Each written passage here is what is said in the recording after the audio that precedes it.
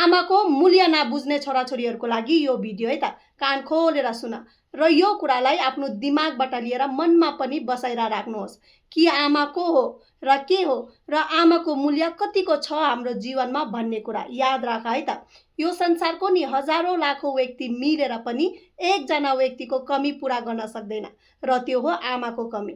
र आमा एकजना मात्रैले नि यो संसारको हजारौं लाखौं व्यक्तिको कमी पूरा गरिदिन्छ।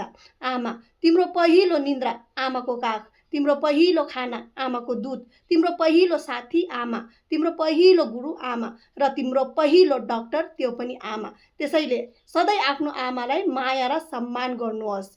तिमी जन्मेसकेपछि मात्रै तिमीलाई सबैले माया गरेको हुन्छ, तर तिम्रो आमा मात्रै हुन्छ जसले नि तिमीलाई जन्मिनु भन्दा अगाडिबाट नै माया गरेको हुन्छ, त्यो पनि निस्वार्थ, कुनै स्वार्थ बेगरै, र त्यो पनि अन्तिम सास तक गरि नै रहनेछ। त्यसैले आफ्नो आमालाई सधैँ सम्मान अनि माया गर्नुहोस्, याद राख्नुहोस्।